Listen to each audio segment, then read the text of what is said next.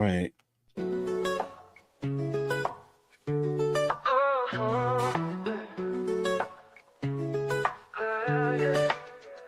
Under the same roof, we share the love. Embracing the differences like hand in glove.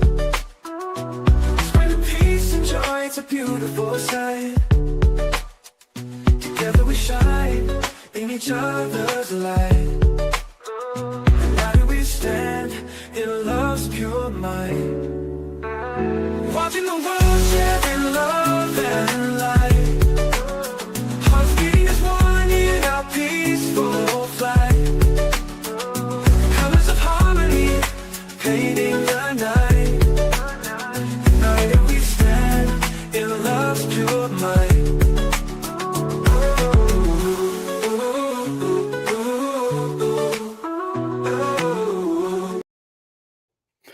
Ladies and gentlemen, thank you for tuning in for our news at noon. Today, I was doing my little stiff dance while the song was playing. That song is rather catchy, right?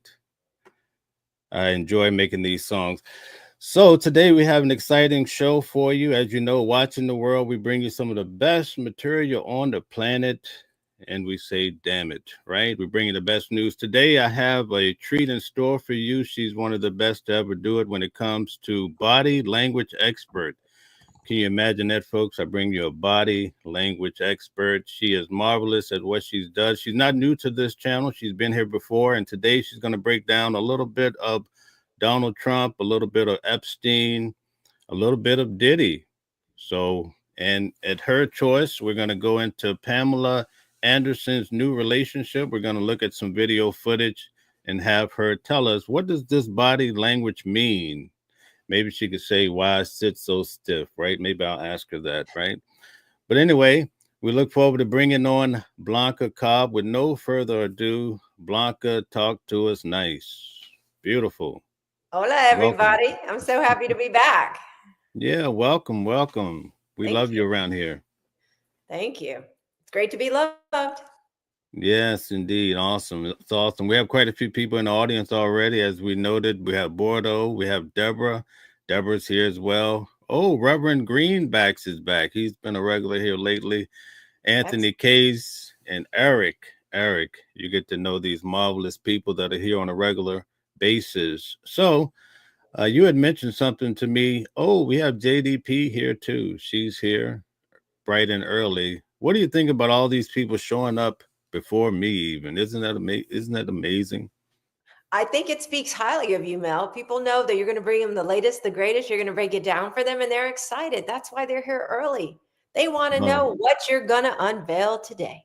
Yeah, they want to say, oh, is he going to have a gray hat and gray suit or orange hat and gray suit today? Oh, so you're going with the fashion angle. They're here to see what you're oh, my goodness. Okay, so, I got it. Oh, my. So listen, we had started off about Diddy. You heard the rumor. Tell us about it. What did you hear in the rumor mill?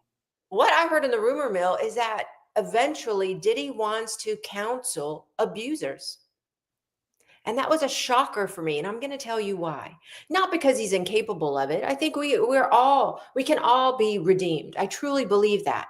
But until you are put to the test with what is ailing you, how can you lead other people? How can you help other people? And let me go back in time just a little bit. What we do know factually, everybody who has seen the video back, what is it, 2016, I think, or was it 2018? I can't remember the year, but of Cassie Ventura, him beating her up right at the Intercontinental Hotel in LA. We saw that, all right? Then in court with Jane, that was 2024, he had another physical assault. Yep, people can sit there and go, Blanca, wait a second. They said that she provoked it. Yep, she may have, and she did. She admitted that. But that doesn't mean he needed. There's a difference in self-defense, stopping something versus escalating to make sure you really pummel that person. There's a difference there. There's a qualitative difference, all right? So according to testimony, he really let her have it after she provoked him. Okay. So we have two, I'm going to go to 2016. I think it was 2016 and then 2024. According to one of his attorneys, Miss Westmoreland, I saw her interview on Piers Morgan. She said that after that incident in 2016 with Cassie Ventura, him beating her up in the hotel, he decided to get treatment. He decided to get therapy. That's when he was like, you know what? I've hit rock bottom. I've got to do something different. So he did. All right. That was 2016. Let's go to 2024. He was provoked. And those are the words of his defense team. But yet he still got physical and he took it to another level. It was more than stopping what Jane was doing to him. He took it to another level to really dominate and control. So my point is, as far as we know, there's been one physical altercation. How many years later? Let's do the math. 8 years later, okay, he gets physical again. What is that really telling us? If you're provoked and you're going to flip and you're going to beat somebody up, pummel them, are you really in the best position to start guiding other people with a similar situation? My answer to that is no. He needs more time, in my opinion, to prove to himself, not to show to the world, but to prove to himself that he has it under control, even with provocation, even with someone poking the bear, that he's not going to lose it and hurt somebody. And in my opinion, he has not demonstrated that yet. So I don't think he's in a position to counsel other abusers at this time. Right. Do you think it's just a strategy to get bail? Because also his attorney, Mark Agnifilo, said that we could soon see Diddy at the Madison Square Garden throwing a big show. Oh, yeah. Oh, yes. I think part of this is PR. How many other people who have been convicted of a crime that their whole defense, not whole, it's exaggerating, but certain members of their defense team are going on the media just talking about them, right? About how they're going to change, what they're doing, what's the next steps. That rarely happens. I think this is part PR. I really do. What do you think about the continued denial of bail from the judge? Actually, we sat in court together, right? We did. And you had a chance to kind of see how the judge will look at Diddy and also the entire courtroom. Do you think that this tells a story as to what's going to happen in the future? First of all, let me tell everybody, I am not an attorney. However, as a person who could have potentially been sitting on the jury, just like you, Mel, this is my take. I think that what the judge is doing is taking all of the information. So the judge was in there and the judge heard all of that evidence. He heard all about the coercion. He heard all about the violence, and this is playing into his decision. And just because, and this is going to be a controversial statement, just because Diddy was acquitted of the major crimes doesn't mean he didn't do some of these things. It's just beyond that bar to convict somebody is so high. Look, and this is something else is controversial. Just because a woman says yes 100 times and she says no once, and that no is violated and isn't respected, that doesn't mean the whole thing is null and void because she said yes 100 times. And this is what is hard for people to wrap their head around. Wow, that's a powerful statement you made. I really appreciate that. So let's get right to it. We're going to start off with Epstein's deposition, where he's questioned about himself and also about Donald Trump. So let's have at it here. This is the first video. Let's see. Where is it showing? I had a personal relationship with Donald Trump. What do you mean? Okay, so right now he's just sitting back at a deposition that's already started. What would you think about his posture so far? This is like pretty laid back and casual, like it's no big deal, instead of the seriousness of the deposition. But it could also be mindset. This could be his way of saying, you know what? This isn't much of a thing. So I'm going to show you it's not a much of a thing. Got nothing to hide. That's just something that he could be portraying, right? Because instead of someone being so stiff and make sure that their shoulders are back and their body language is very close and imploding on themselves, that sends a very different message. He's like, yeah, okay, go ahead, ask your questions. Okay. And can you tell everybody in the audience what you specialize in as we move forward? Oh yeah, so I'm a body language expert. I actually I've been ranked in the top 30 several times over the years, top 30 in the world. I have my expertise in statement analysis, which makes me a good wordsmith. So what that means is that when people talk, I will analyze their grammar and what they're saying to see if there are any hot spots, because sometimes people will say something but they mean something different. And then I also have a master's degree in psychology. Okay, thank you. It's so nice to have you here. Let's continue with the video. Your personal relationships. Have you socialized with him? Yes, sir. Yes? Yes, sir. Anything there? Go back to the beginning. Can you just show this whole clip in its entirety for me, Mel? Yes. Have you ever had a personal relationship with Donald Trump? What do you mean by personal relationships? Have you socialized with him? Yes, sir. Yes? Yes, sir. Have you ever socialized with Donald Trump in the presence of females under the age of 18? Though I'd like to answer that question, at least today, I'm going to have to assert my 5th, 6th, and 14th Amendment rights, sir. Have you ever had a Okay. All right. So when the question is asked about have you ever had a personal relationship with Donald Trump, he still leaned back. He has his hand up to his mouth and he's thinking. And I counted, by my count, it's about 4 seconds or so before he even answers. When we take time to think, when we don't answer a question, it could be we're thinking about what we want to say, how it could be perceived. And in this case, he asked a clarifying question. What do you mean by personal relationship? Because that can be interpreted in a lot of different ways. Perhaps it could, in his mind, perhaps, maybe he's thinking of, is he talking about a sexual relationship? Is he talking about a social relationship? He's talking about a friendship. What does that mean? So the attorney, I'm assuming his attorney asked him the question, he clarified and said, socially. And then he said yes. Now notice his answer was a yes, sir, and a yes, sir. It's very formal. And someone with wealth and perceived power normally doesn't answer with sir or ma'am unless they know it's a pretty serious situation, right? Because they see themselves as a person of high standing. And then you'll continue to notice that his hand is still over his mouth. When we have our hand over our mouth, it's as if it can mean a couple of things. One, it could mean that we don't like what we're hearing. We don't like what we're seeing. It could also be that we're trying to shut our lips, shut our mouth, so we don't say anything that can betray how you really feel. And he does that consistently throughout this short clip. Okay, so I'm going to play it again. personal relationship with Donald Trump?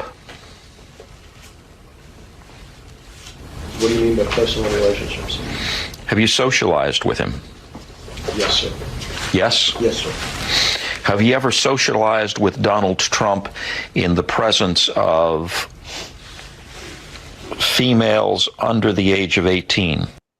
Okay, here's a question for you. I notice he's moving his fingers all over his face. Does that have some sort of meaning?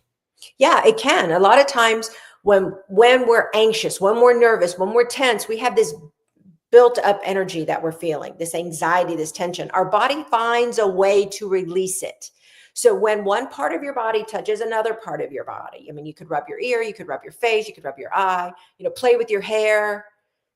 This is a way to self-soothe. This is a way to calm yourself down. And a lot of times you don't even realize that you're doing it. So yes, in my opinion, I think that these are self-soothing gestures when he's moving his fingertips all over his face. Okay, thanks.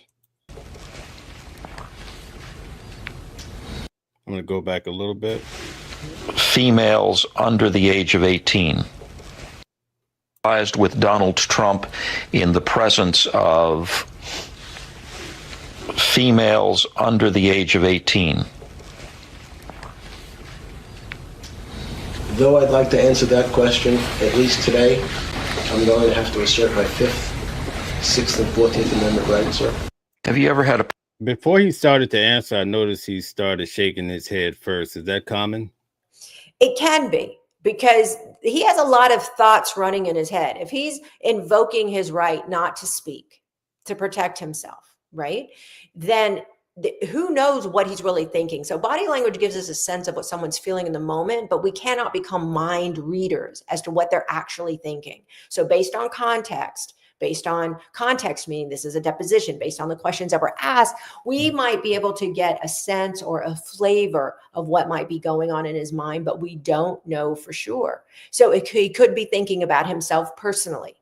He also could be thinking about any players in this, any other people who are involved and what this might mean. He might thinking about, if I say X, then that means I have to talk. Then that means the attorney can ask about Y, which means I may have to talk about Z. So you see what I'm saying? There's just a lot of different mental things that could be going on in his mind that could cause someone to like shake their head no, or to pause when they're thinking. But that shake their head no, we don't know exactly why. It could be like, no, I'm not going to talk about this, or oops, I better not say that. It could have a lot of different meanings. Okay, I'm going to play the video one more time. I have a question. Do you think that he's hedging or being deceitful in any way? That's the question as I play it again. Okay. Personal relationship with Donald Trump? What do you mean by personal relationships? Have you socialized with him? Yes, sir. Yes? Yes, sir. Have you ever socialized with Donald Trump in the presence of females under the age of 18? Though I'd like to answer that question, at least today, I'm going to have to assert my 5th, 6th, and 14th Amendment rights, sir. Have you ever had a... Okay, what are your thoughts? This head shake, and he does this eye blink too. I mean, this eye close like this. He just does. He doesn't want to talk. It's exactly what he's saying at this point. I mean, I'm not seeing any evidence of deception because he's not talking. He's not saying. He's just not answering the question. Now, when someone doesn't answer the question, that's got to give us pause. It's either a simple yes or no answer. Were you involved with somebody under the age of 18? Yes or no. He's hedging. We don't know why he's hedging. One likely answer is because he has, right? That's one likely answer. We don't know for sure what he's thinking. Obviously, he was convicted on these crimes, so that tells a different story. But he definitely didn't want to talk. Okay, thank you for that breakdown. If you guys have any questions, feel free to put them in the chat. We'll try to entertain some as we go along. We see we have quite a few people are coming in the building. Francis says he gave the same answer to the other 50 questions they asked to watch the whole deposition. Okay, so Francis is saying he's saying the same thing over and over again. What are your thoughts about that? That's because he knows if he opens his mouth and he says something, then what can happen? They can get him. They can be like, wait a second, you just said. Or later on, when they ask a different question and it's, like 20 minutes later, they can be like, wait a second, let's go back because previously you answered this way. Now you're answering this way. So the safest thing to do for him is to shut up and not talk. Because if you're not talking, you're not giving anybody anything to use against you. So it's a smart move. It's a legal move. It's a legal strategy. That's why he's able to invoke his rights here, because he didn't want to say anything that could hurt him or perhaps hurt other people. That's the other thing. There are a lot of names that have been thrown around who could possibly have been involved, or there's more that he isn't telling. Maybe he's protecting other people. So it could be for himself and for somebody else. Okay, Eric says he is an anti-Trumper. He didn't want to say no. Possibly. Possibly, right. If you have information about somebody and you're not willing to reveal the information that there's a reason for that. Okay. And we can't guess. Right. Francis says that still doesn't implicate Trump in any way. Okay. Well, Francis is right. Because even though it could look suspicious, it could look weird, we still don't know why he wouldn't answer the question. And see, this is let me take this from Epstein and just real life. This is like why we need to be careful in our real lives when we're talking to other people, whether it's our partner, our parents, a coworker, a boss, whomever, is not to make assumptions based on what somebody partially says or something in their body language. Because we really need to become more like detectives and explore, not interrogate. You start interrogating, asking one question after another, people are going to shut down because they're going to get defensive. But when you explore and you come from an angle of curiosity, more than likely you're going to get answers. Okay, thank you. Gear Jabber says if Trump was on the nasty list, the Dems would have used it. Okay, thank you, Gear Jammer. We also have A says 2 of the victims were hired from Trump's business. I guess they're referring to Mar-a-Lago. Uncle Tony says, when will the real list be revealed? So whatever subject we go through, everybody wants to know about the Epstein list, it appears. And that is the $1 million question, right? Everybody wants to know, when is this list going to be released? Okay. Turbitu says it implicates Trump in hiding what he promised his voters. Thank you for your comment. Seems to be new here. We appreciate your participation. 11 Bravo says if Trump was guilty, the Democrats would have released it years ago. Okay, so we have people here from both sides of the aisle that are giving their opinions. So we're going to move on to the next video where they're asking same deposition. Well, no, a different deposition. They're asking Epstein some different questions here. Friend of defendant Epstein sent him 3 12-year-old girls from France who spoke no English for defendant to sexually exploit and abuse. After doing so, they were sent back to France the next day. Isn't that true? Once again, I'm going to move to strike. Irrelevant, argumentative, harassing. I would like to answer that question. I really would. However, today, my attorneys have told me I have to assert my 5th Amendment, 6th Amendment, and 14th Amendment rights of the U.S. Constitution. You're invoking your 5th Amendment rights to each of these questions because you know that your answers will incriminate you and you feel that it will result in you being prosecuted for these crimes. Isn't that right? Objection, argumentative, harassing, and calls for a legal conclusion.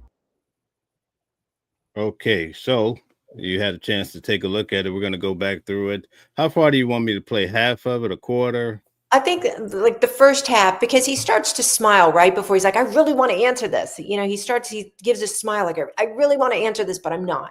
I'm going to invoke my rights first. I'm not going to say anything. That smile right there, that lets us know that he's feeling strongly about the whatever answer he wants to give. When we don't know what he's going to say, but it's, think about times when you've talked to somebody and, or maybe someone you were talking to somebody and you knew like what answer you wanted to give. And maybe you felt like they were off base and you're like, man, you really don't know what you're talking about. And you give that smile. That's how this comes across to me. But he's invoking his rights. He's protecting himself. So he doesn't want to talk. But in that second, in my opinion, it's obvious that he wanted to say something. Whether it was earth-shattering information or not, who knows? But he wanted to say something, but he just didn't. Okay, so we have close to 600 people here. We'd like to ask you guys to hit the like, share, and subscribe if you like the material. Every day at lunch, we try to bring you some solid information. And today we have a body language expert. In fact, Blanca, tell them, the new people, how you can be reached and who you are. Oh, yeah. So I'm Blanca Cobb. I'm a body language expert. I've got a master's degree in psychology. I also have expertise in statement analysis. And what that means is I listen to what people say and I can give you a sense of whether they're being truthful or not truthful based on what people are saying and what they're hiding in what they say, meaning in those half-truths. And you can find me. I've got a YouTube channel. It's Blanca Cobb, Body Language Expert. So Blanca Cobb, Body Language Expert. Follow me over there. I talk about from pop culture to court cases to everyday lives. Okay, thank you so much. We're going to play half of the video and then start. On one of defendant Epstein's birthdays, a friend of defendant Epstein sent him three 12-year-old girls from France who spoke no English for defendant to sexually exploit and abuse. After doing Stop so, right they there. were sent. Notice that as soon as he said a friend sent, that's when that smile came and he just shook his head. There's something about this unnamed friend sending him, I'm going to say a disgusting gift. I mean, you don't send people as a gift, but according to what the attorney is saying, sent him three girls, underage girls for his birthday. And if you play that again, so for everybody to see, you'll notice that as soon as the attorney says friend, he looks down, he smiles, and he shakes his head no. So those are a few tells right there. The look down, the smile, and the shaking the head. There's something about this in particular that's got him going. We just don't know what because he refuses to talk. Okay, I'll go back and play it. Days. A friend of defendant Epstein sent him three 12-year-old girls. He looks down, he smiles, he shakes his head, and then he turns his head. There's a lot happening right there. There's something about this friend, and there's something about the three underage girls that's got him riled up. Okay. From France who spoke no English for defendant to sexually exploit and abuse. After doing so, they were sent back to France the next day. Isn't that true? Once again, I'm going to move to strike. Irrelevant, argumentative, harassing. I would like to answer that question. Okay, what about the way he's nodding his head? Yeah, I think earlier I got it mixed up when I said a head shake. It's obviously he's nodding his head. I want to answer this question. Okay, so not only do we have what he said verbally, I want to answer this question, but he gives us a nonverbal confirmation by nodding his head yes. There's something about this friend, about these three underage girls that's got him riled up to the point where I want to answer this question. And the way he's doing it and how he's leaning forward, it's probably an answer that would have surprised everybody. I cannot begin to guess what it could be. However, just based on the body language and the words that he's using, there's something there that probably would have been an eye opener. However, again, as his attorney said, not going to talk about it. And then Epstein said, yeah, that he wasn't going to talk about it. Okay. I really would. However, today, my attorneys have told me I have to assert my Fifth Amendment, Sixth Amendment, and 14th Amendment rights of the U.S. Constitution. You're invoking your... He has sort of an excitement in his voice while saying that. Is that natural nervousness? What is that? Do you think? It could be nervousness because a lot of times when you're scared, everything speeds up. Your voice speeds up. Your movements can speed up for some people. It also could just be an excitement about talking. So not fear necessarily or nervousness, but just excitement. Like, yeah, I really want to talk about this, but I can't. And notice that he word today. He can't talk about it today, which implies that he could talk about it a different day. There's a difference in saying, I'm not talking about it at all versus I'm not going to talk about it today, which implies I could talk about it tomorrow. I could talk about it next week. I could talk about it next year. Okay, thank you. Fifth Amendment rights to each of these questions because you know that your answers will incriminate you and you feel that it will result in you being prosecuted for these crimes. Isn't that right? Objection, argumentative, harassing, and... Is there any meaning to the way he has his arms folded? When he was doing this initially, he was kind of leaning on it as support. And it probably... another thing is it can serve as a physical and psychological barrier between you and somebody else when you have anything in front of you. It's almost like it's self-protective. Does that make sense? Yes. So you don't have like a physical wall in front of you, but you could use a box. So, some people will put like a drink in front of them to give some physical space, but also some psychological space between them and another person, a chair, a handbag, a book, or something. In this situation, he's using his hands. So earlier, as I said, he was resting his chin up against his hands.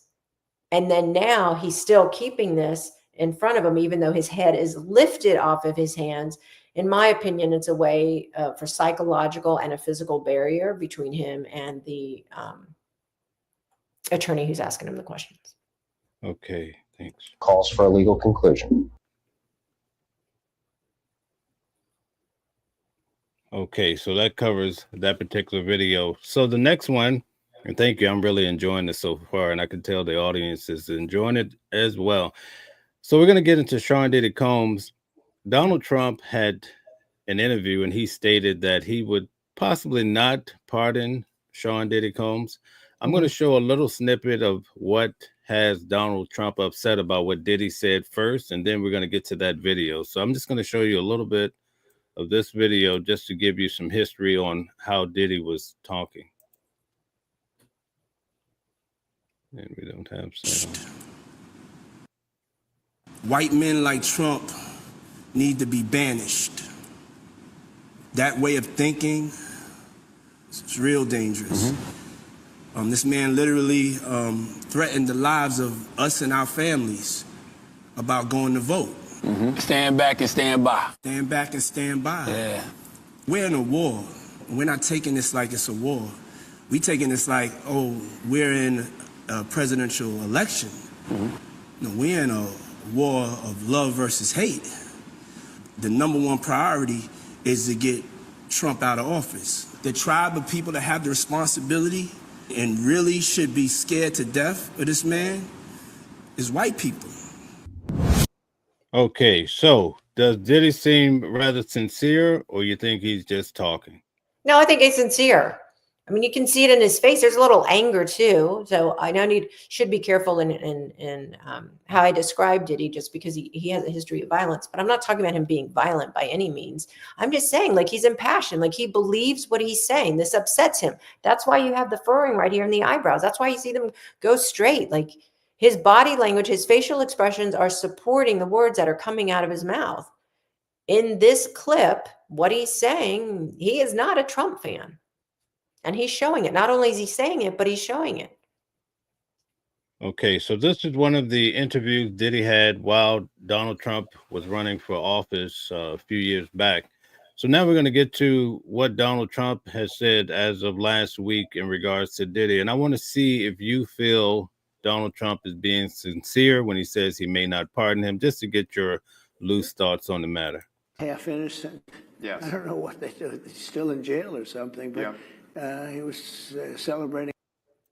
Sean Diddy Combs, Right. would you consider pardoning him? Well, he was essentially, I guess, sort of half innocent. Yes. I don't know what they do. He's still in jail or something, but he was celebrating a victory, but he seems, I guess it wasn't as good as a victory. Probably, you know, I was very friendly with him. I got along with him great, and seemed like a nice guy. I didn't know him well. But when I ran for office, he was very hostile.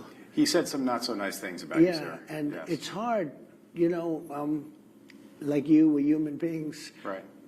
And we don't like to have things cloud our judgment, right?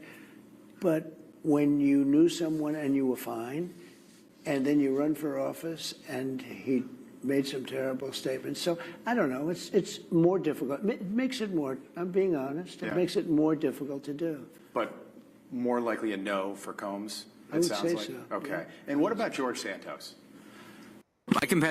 Okay, very good. So any thoughts before I go back and play it again? I do think that Trump is being truthful. He's even saying that it would be harder. He's not saying, I will never pardon him. That's not what he's saying. He's saying it would be harder. It's more difficult.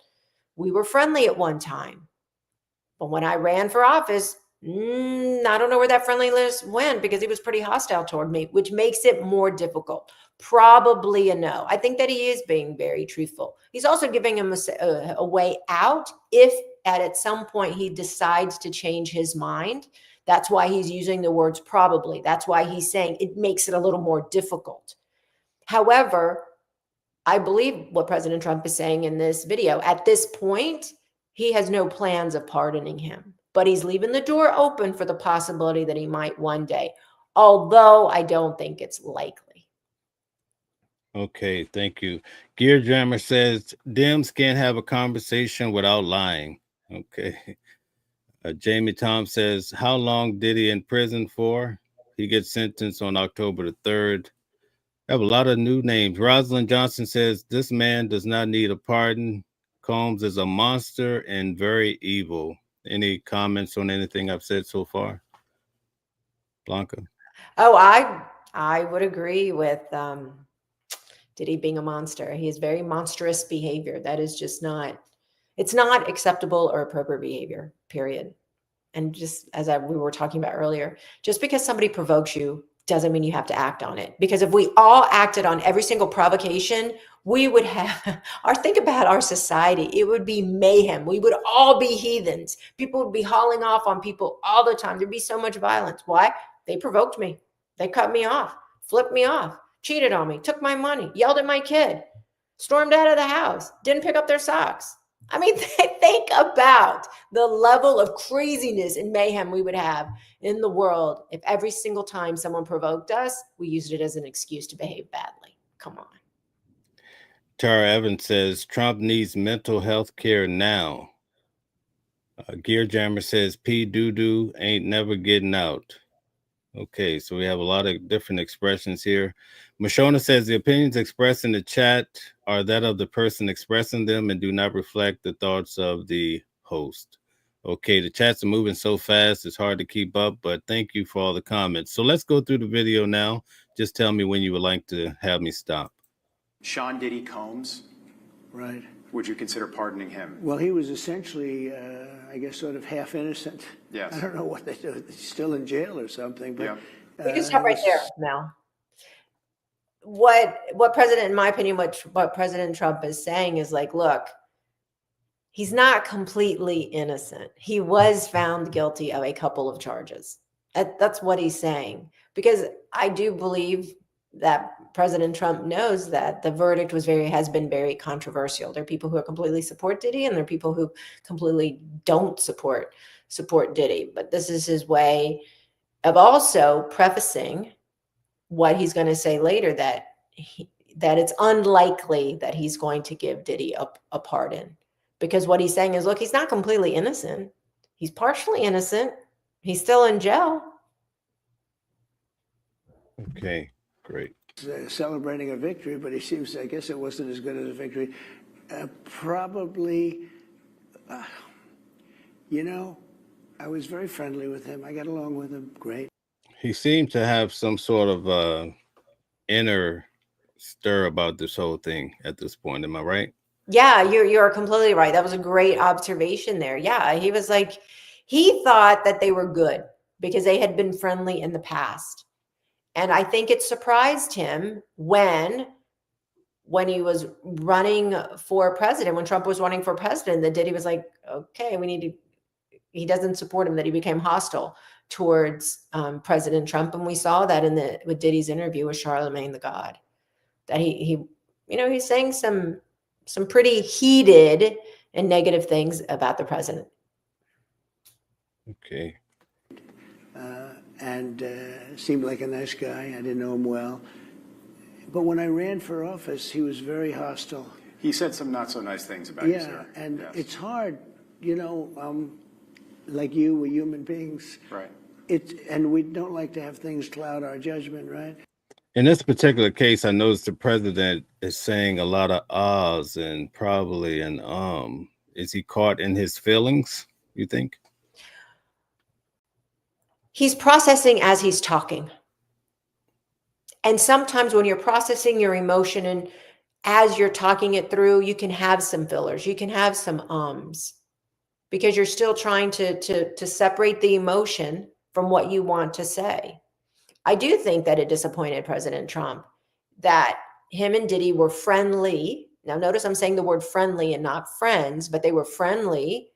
So you go from being friendly and nice to one another to, we can't vote for President Trump, or we can't vote for Trump to become president, is essentially what Diddy was saying. So you go from one extreme to the next, and President Trump is probably thinking, well, how did we go from being friendly to not voting for me at all? Like, where was that disconnect? Right. Okay. Nice. But when you knew someone and you were fine, and then you run for office and he made some terrible statements. So I don't know. It's more difficult. It makes it more. I'm being honest. It makes it more difficult to do. But when he qualifies his statement by saying, "I'm being honest," they said, "Be careful of people who say I'm honest or honestly." Is there any truth to that? There can be truth to that. Here's the thing: when it comes to statement analysis and body language, it's not 100% foolproof. It just isn't. But President Trump had already started telling us the truth before he said, "I'm being honest," or "to be honest with you." He had already said it makes it harder. It makes it more difficult. I mean, he already said these things before he just said, "Hey, I'm being honest." And, you know, he also said, when I'm human and you're human, and it leaves you with this question mark. It makes you wonder. It can hurt people's feelings, you know, hurt my feelings. Like, how do we go from friendly to hostile? And that was probably a question mark. And because they're friendly and not friends, he probably hasn't had an opportunity to talk to Diddy and say, okay, how did we go from here to here? Like, what happened? How did that move for you? How did that gauge move down for you? So again, like I was saying earlier, I think he's processing the confusion and the surprise and disappointment as he's talking about it. It seems that loyalty is big on the president's list, because you see now he's going after Letitia here in the Southern District of New York, also Adam Schiff, all of the individuals that were really chomping at the bit when it came to him. But in this case, it seems that a friend that or someone he was friendly with kind of betrayed him. He seemed really captured into his feelings. Yes. And if we take that to all of us, how many people, like, I'll ask people in your audience, like, how many of you are still loyal to someone who betrayed you? We're not that way. We're not made that way. We sever ties. We break up with people. We quit jobs. We walk away from families when people aren't loyal and they betray us. Now, someone could argue, wait a second, Blanca, X and X, these things happen and I'm still loyal. That's great. But you made that decision to stay with that person or those people.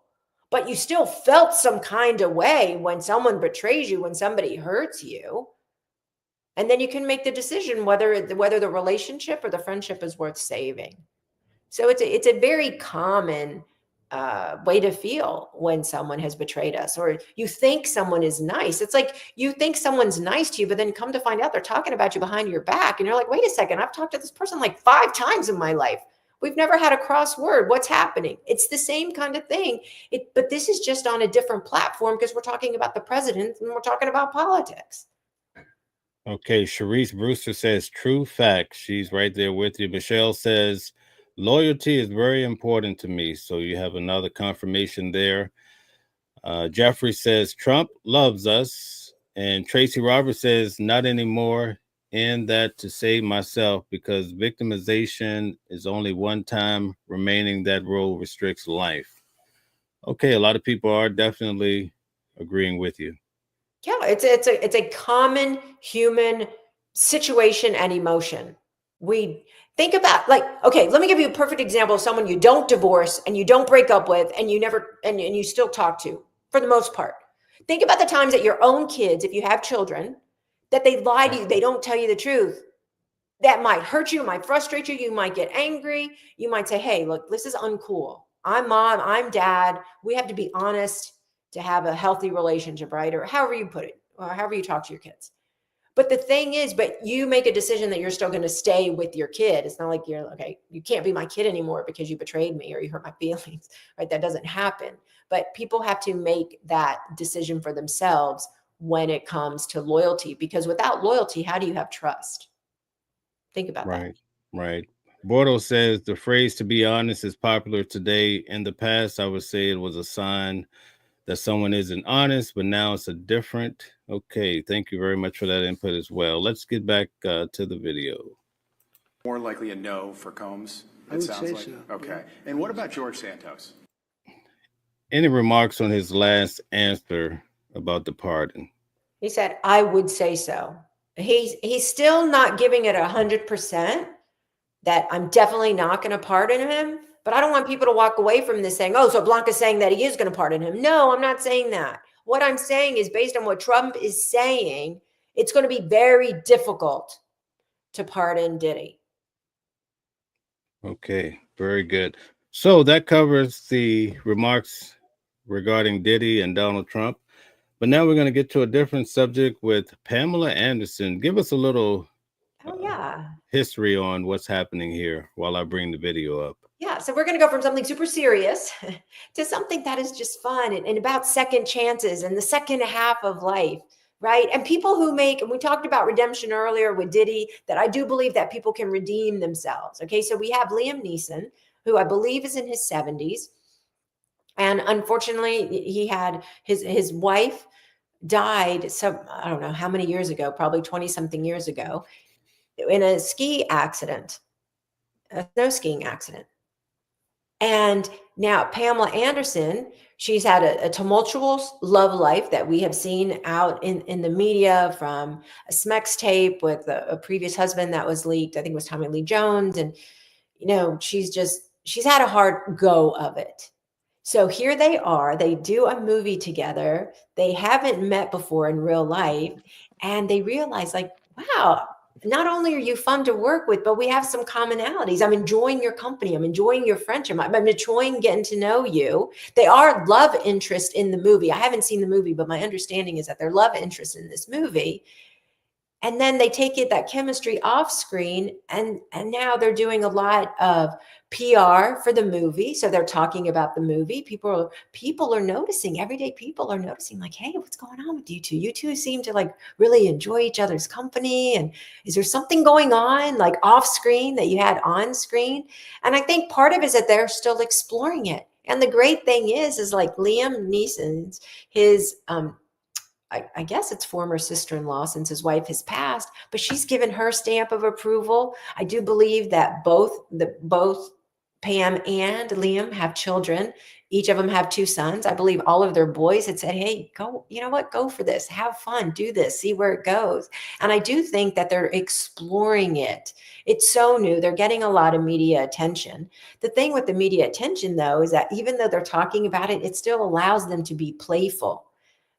Yes, they are actors, but it's allowing them to be playful on camera as they're having these interviews. I think it's pretty fascinating. Okay, thank you for that history on it. I'm going to start with the video now. Hello, Mr. Trevin. Hello. Okay, so is that the gentleman? No. This is the Today Show clip opens up with these 2 actors. I forget their names actually. Anyway, that's irrelevant. So if you want to fast forward a little bit, and we can get to Pam and Liam. Yeah, start there. See what happens. Yeah, this shows him in the movie, so that you can just start right there. We would have been happy with anything, really. Oh, we left at the punchline. That's great. We want people to watch it. Liam, Pamela, good morning to you. Good morning, Craig. I was just telling you both. I watched it last. It's just, for folks who are a fan of the original series, they're going to love where you guys pick up. Before we start talking about this film, though, perhaps you've heard, there are a lot of folks on the internet who are talking about this budding love story. And I think we've got some proof to the theories that are out there, some red carpet action. The tease from just a few moments ago, this passionate kiss. Hang on, wait for it. You'll see it again. We're going to replay it. Stand by. There's that. Okay. So this is the most immediate evidence. This was from just 4 minutes ago. All right. And then there's been some red carpet action as well between the two. Okay, we didn't have to re-rack it, but okay. Oh my goodness, nothing is sacred. But then there's been some other evidence during your press tour. What's the deal here? You're both single right now. There's clearly chemistry on display throughout this film. Are you two an item? Craig. What? Craig. I don't understand the question. Pamela, Craig. don't lie on Look, we met. I had never met Pamela before. I heard. We met on set, Mm-hmm. and we discovered we had a lovely, budding chemistry. Yeah. A connection. As two actors. And it was like, oh, this is nice. Let's not mold this. Let's just let it breathe. And that's what we did. So that's what we're doing right now. We're watching. All right. Can you tell us anything about the way they're sitting? They're comfortable. And this is where they're also playing coy. So they're probably still exploring off screen. What does this mean? We got along great. We had great chemistry on set and during this film. But if we're taking this off screen, they might be a little coy where they may not want to show their hand. But that doesn't necessarily mean that they don't feel something inside. I do, from my observations of Liam Neeson, he's more private. So he'll show a little bit, but he's going to be very careful in what he chooses to show the public.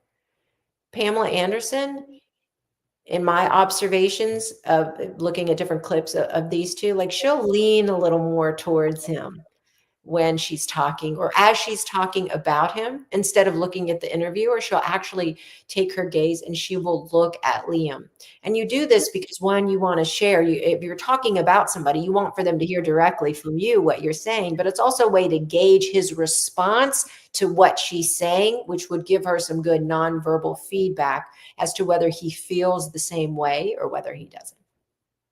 Okay. Do you feel like they have some sort of mirroring of each other, the way they're sitting and both of their hands are pretty much the same?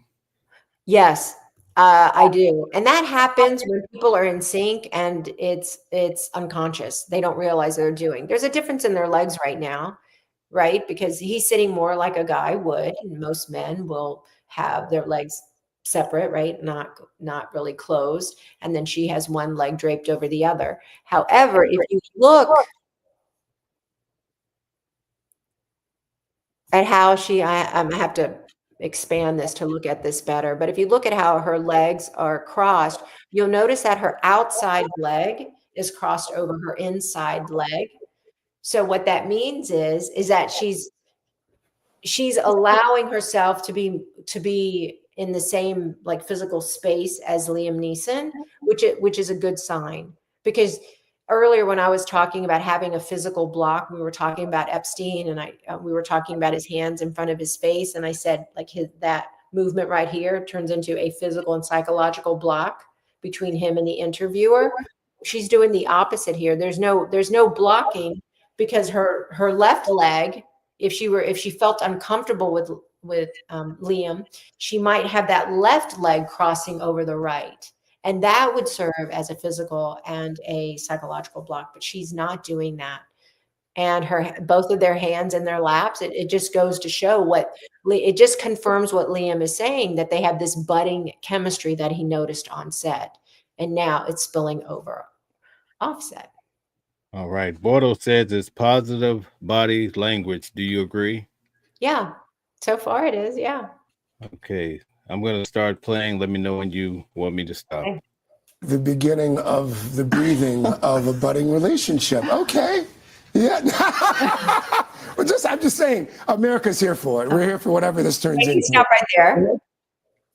Notice that Liam, it looked like stirring the pot is what he's saying, right? With this movement, without saying anything, like you're stirring the pot here.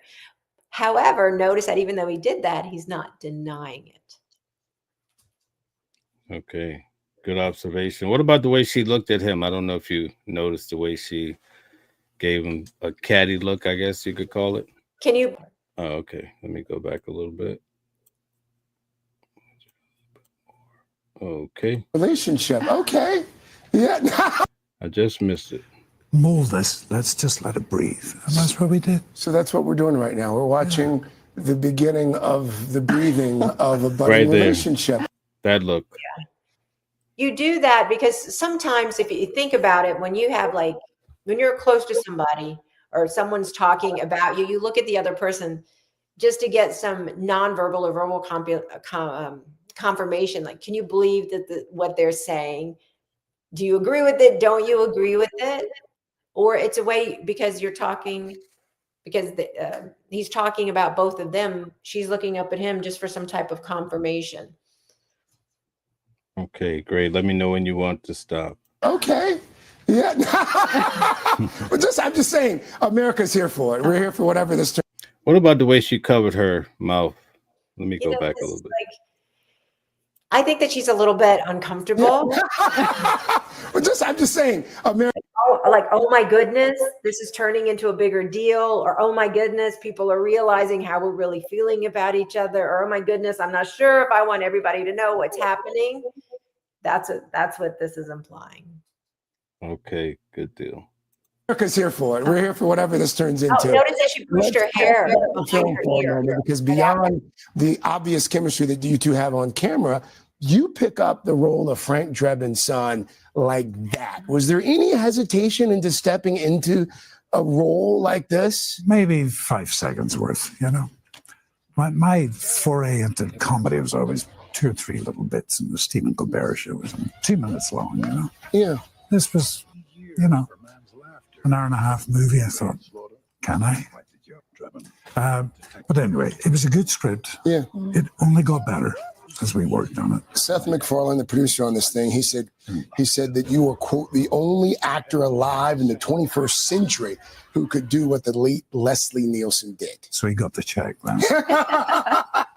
I mean, and you in this film, like just the slapstick comedy, the timing, all. She seems to move more when she laughs, moving forward and backwards. He's sort of like a stiff Sam. He doesn't move a lot. Does that tell you anything? No, I just think it's part of their baseline. Baseline? Okay. Yeah, it's just part of their baseline. He's a little more serious. He's a little more reserved. That's all. Okay. Well, it's there. How hard was that for you to learn with this guy whom you'd never met before? Well, again, we just had this natural chemistry, and we had a great script and a great director who's like a mad scientist. Right there, Mel. Notice their shoulders. See how they come in towards each other just a little bit?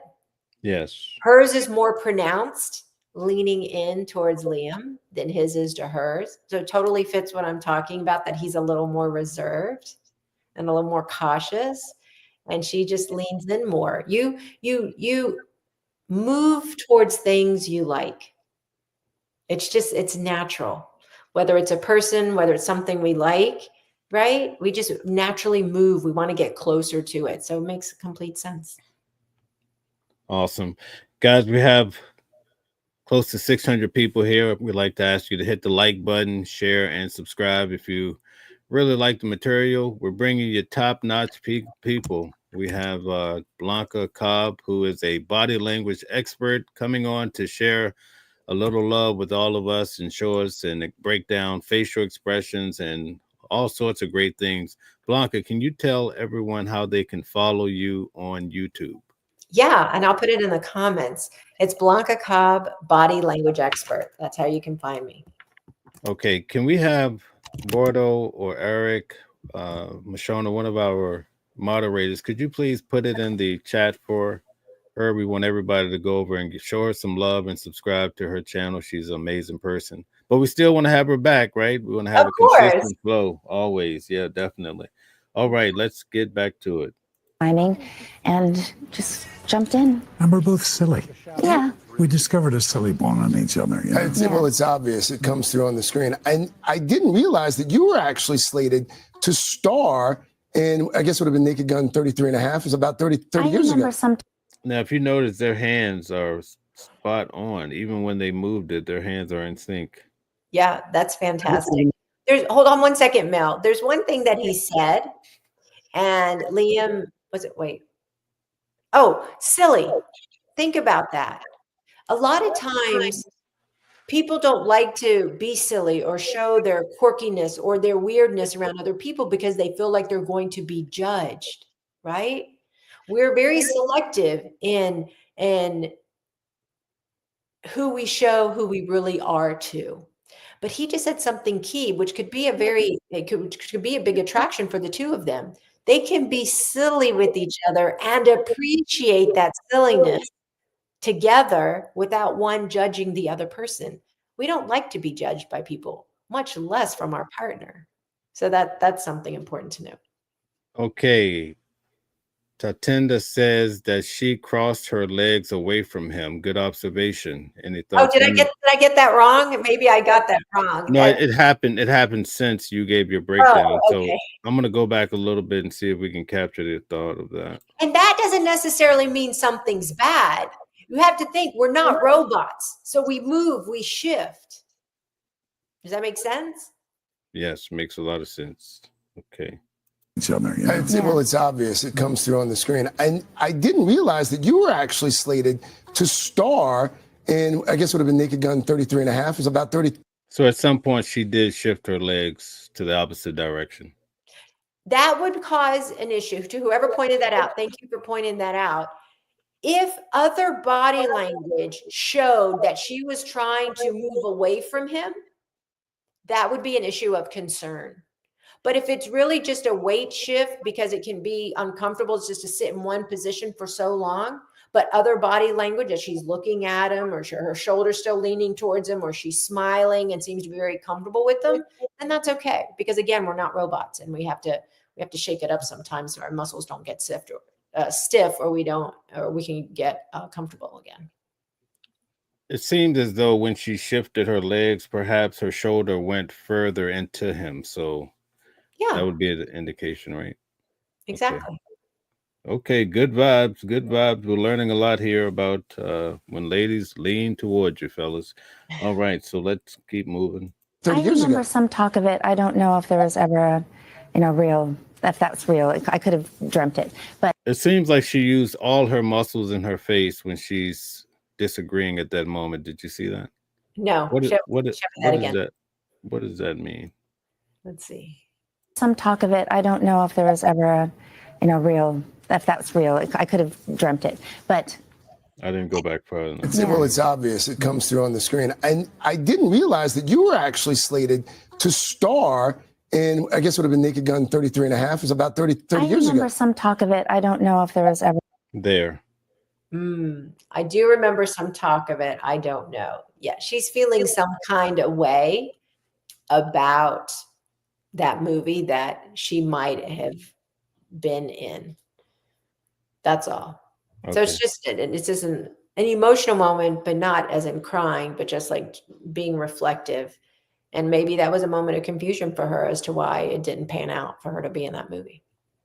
So let me ask you a question. When you have intense emotions and feelings, is it hard to stop the muscle groups in your face from really showing how you feel? It can be. It really can. We think about it. That's why we're told when we're feeling angry, feeling anxious, this is where we have to take a deep breath to calm ourselves down, right? So you have to be intentional about regulating emotions. Okay, that's awesome. Real, if that's real. I could have dreamt it, but I'm glad. Okay, so the hands, the part here, coupled with her words. Any thoughts on that? I just think she's very expressive. She uses her hands. I think she uses a lot of facial expressions as she talks. There's people who are more expressive than others. Like if you go back and watch this video of the two of us talking, you're going to notice you'll see my hands a lot in the screen because I use my hands. I use my hands to highlight. A lot of times I don't even realize that I do, but I do know that I tend to use my hands. I'm expressive. I'll use my facial expressions. It's like an emotional highlighter to what I'm saying. Some people are just more expressive to others. The biggest thing is because we know that's part of her baseline. It's when she doesn't do it. That should be the aha moment and be like, ooh, what just happened? What's going on for her? Oh, okay. I got to do this one. Yeah. At this time. Who would have thought? Lucky me. I mean, and it's also one of those things where not to give away too much, but at the end, it would seem as if there's the possibility of a sequel to this thing as well. The audience will make the mind up. I think the audience is going to vote with a resounding yes. But Liam, just before I let you go, a lot of folks are familiar with you in these action roles. Is this the beginning of a new chapter? Here's my answer to that, Greg. Action films, serious drama, it's serious. Comedy is serious. Okay. So we'll see. We'll see. But it was fun to do, and it was great to be with this lady. Seriously, every day it was like a joy. I get that impression. His dancing also has made some headlines. Any thoughts about it's great to be with this lady? I love that. You caught that. You caught that, Mel. Look at how he perceives her. So one, he's saying the word this. So he's referring to the person who's sitting right beside him, and he's calling her a lady. That's how he views her. He views her as classy. He views her as someone he wants to spend time with. When you talk about polished would be another adjective. So we think about the words that people use, what it means to them. So lady, classy, polished. That's a nice compliment. Very nice. Oh, dad dancing, Pamela? Oh, gosh. Describe this dancing you speak of. The I'm too sexy. Oh, you're doing I'm too sexy? A little right set Fred? Yeah. Come on, you know what that's sexy brothers. We got the music for you. Don't stop. Oh, yeah. So there he's expressive. Yeah, he is expressive, but it's also an acting moment for him. And he's a phenomenal actor, as we all know. This is also playing into that silliness. He feels comfortable enough to be silly around her and know that she's going to appreciate it and not be judgy. Terrific. That's awesome. All right. So thank you so much for all of this lovely breakdown that you've given us. I want to go through a couple comments here. Yeah, sure. Everybody's in the audience talking about unemployed. Not sure what subject matter is. Michelle says, great content. Thank you both. Thank you for the mods. Gotta go. Okay. Thank you, Michelle. Let's see if we could find something pertaining to this here. All right. Patriot says, what's with the body language thingy? Not sure what that means. Okay, here's a good one. Patriot says she looks drained. Oh, okay. Yeah, go ahead. So what's with the body language thingy is that it adds another level of understanding people. It isn't just based on what they say, but it's also how they act, and body language is a part of that because it helps you understand people's emotions, whether they're being forthcoming, whether they're comfortable. And if you can pick this up in somebody's body language and say that they're not comfortable, and there's something that you might be able to say to make them more comfortable, then that's a win-win for both of you. Okay. Patriot says she looks drained. Any thoughts on that? Maybe because, are you talking about Pamela Anderson? Yes. Maybe because she doesn't have makeup. And as we get older, our faces change. I mean, it's just a function of getting older, right? And she's not old. Pamela Anderson is I believe in her 50s. She looks phenomenal. But we get used to, when people are on camera, we get used to seeing them dolled up. Okay. Cherie Davis says he is probably a breath of fresh air considering who her ex is. I would agree with that. I would agree with that. Look, I don't know either one of these two actors personally. I know them just like the rest of the world on who they portray in the movies and in some video interviews, I mean.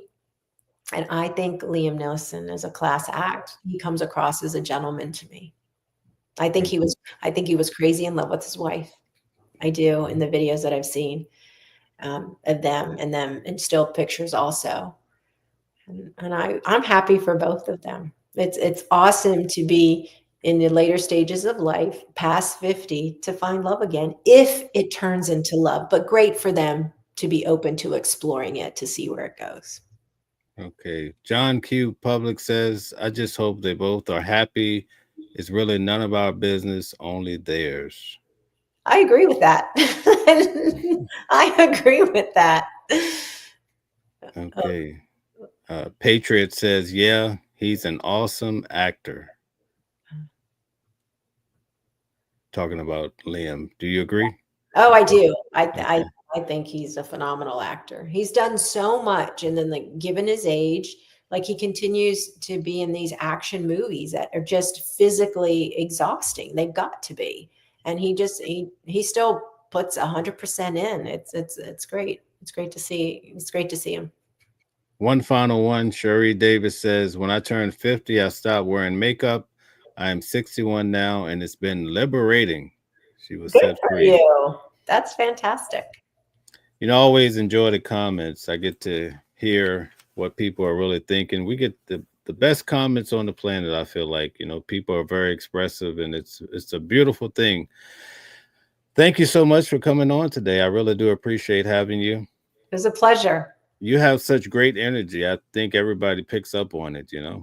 Thank you. Yeah, I really do enjoy this. And That's awesome. that's why probably it just emotes for me. Yeah, yeah, that's awesome. You were doing a lot of traveling since the Diddy trial. Anything you can share? I bounce around a lot, different states. That's it. Any spectacular meal you had in your travels that you'd like to get back to? Oh wow, a meal? That's a good question. No, because I tend to enjoy all kinds of foods. But I did go to Europe some, and that was great. Just visiting other countries and other cultures and hearing people speak in their own languages, it's really nice. It adds to depth of understanding people, which I think is so important, and learning to see the world through somebody else's perspective. If that's one area I think we could all use a little help with is to have more perspective and seeing things through somebody else's eyes. And so traveling gives me that opportunity to a certain degree. Right. When it comes to the body language, this is the final question. Yeah. Is it something you could turn on and off so you could have a day and you're not really reading people? I get that question a lot, believe it or not, Mel. And what I tell people is this: it's on idle. It's like a doctor. A doctor isn't doctoring every time he or she sees somebody, right? But in the event something catches their attention and they feel like, whoa, wait a second, maybe this person needs some help, they kind of intervene. So with me, it's like it's on idle. And I use body language really just to help to see if somebody's comfortable or uncomfortable, particularly people I'm meeting for the first time. And then I also get a sense if we're each other's cup of tea, because that's important too, because realistically, we're not going to like every single person that we meet on this planet. We're not. And sometimes it isn't because either person has done anything wrong to each other. Sometimes the vibe is just off. So, but I will keep it on idle, like I'm pointing to my shoulder right here. And then someone could say, like my family owns, I'll give you an extreme example. Someone could say, like my family owns Royal Caribbean. I'll be like, great. Like, you can tell me the most crazy thing and I would believe it. But it's when they continue talking and something doesn't add up, then it catches my attention. And then it goes, wait, light bulb, what's happening? Let's examine this. But it would be exhausting if every time I talk to anybody, whether it's somebody new or somebody who I know, and I'm trying to analyze them, I'm like, come on, no, that's not fun for me. But I keep it on idle. Right. I have one question for you that since you were at the trial, when Cassie took the stand, right? Yeah. She wasn't crying when she saw the video when Diddy, at least initially, of him beating her, all of these memories, but she started crying to me when she started talking about their relationship and how it used to be. Any insight into that? Are you specifically asking about the tears? Yeah. What are you asking about? Yeah, the actual tears. That's the only time I saw tears come out of her, when she reminisced about her relationship with Diddy. Here's the dilly. When it comes to people who have survived traumatic experiences, over time and being able to process that trauma, sometimes it isn't as painful. It's like this roller coaster ride. And there could be times when you talk about it, and you can talk about it without any tears or without all of this anguish. There can be other times that you talk about it, and for whatever reason, it's painful at that particular time. And so you may show emotion, or you might really cry. But think about this, something that happens in your own life. So this is beyond you, Mel, like everybody who's listening. Over time, it gets easier. If you think about losing somebody in your life, this is probably something that a lot of people can relate to. Somebody who you loved passed away. They died. And initially, it's so hard. And maybe you can't keep a straight face because you're crying and it's just so emotional for you. But over time, it gets a little easier. And when you talk about that person who passed away, the person who died, or that person, or you talk about memories with that person, you might feel it inside, but you may not show anything outside. But then a different time comes up when you're talking about them or talking about memories, and then outwardly, externally, you show emotion. So just because someone doesn't show emotion all the time doesn't mean a situation didn't happen or that situation wasn't painful. Okay, thank you. So I'd like to ask the moderators, please put the link to her YouTube page in the chat now, so that the last thing everyone do is go to her channel and subscribe. So again, as we conclude, just tell everyone who you are again and how they can reach you. Yeah, I'm Blanca Cobb. I'm an internationally recognized body language expert. I have an expertise in statement analysis also, and I have a master's degree in psychology. And you can find me on YouTube, Blanca Cobb, body language expert. So I talk about court cases, to pop culture, even to conversations you have across the kitchen table, just to understand the other person and to understand yourself better. Okay. All right. So thank you very much for being here today. It's been wonderful. And thank you to everybody that tuned in today. We do this every day at lunchtime, talking about the hot topics that everybody's concerned about. So thank you so much. We'll see you guys tomorrow at noon. And until then, keep being positive. Thank you, Blanca Cobb. Thank you so much. Thank you so much, everyone. Thanks for tuning in. And thank you, Mel, for having me on your show. Come back soon. I This will. is going to be a continual thing. Thank you.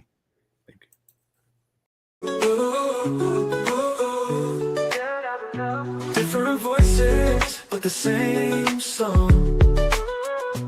Living a world where we all belong. Kindness leading the way, breaking the chains. In the symphony of love, the theme remains. Embracing diversity, brighter days in sight. Watching the world sharing love and light. Hearts beating as one in our peaceful flight.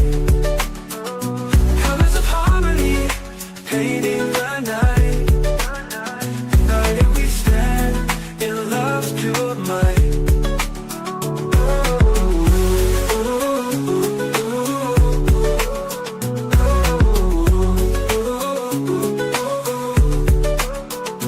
Watching the world sharing love and light. Hearts beating as one in our peaceful flight. The colors of harmony, painting the night. United we stand in love's pure might.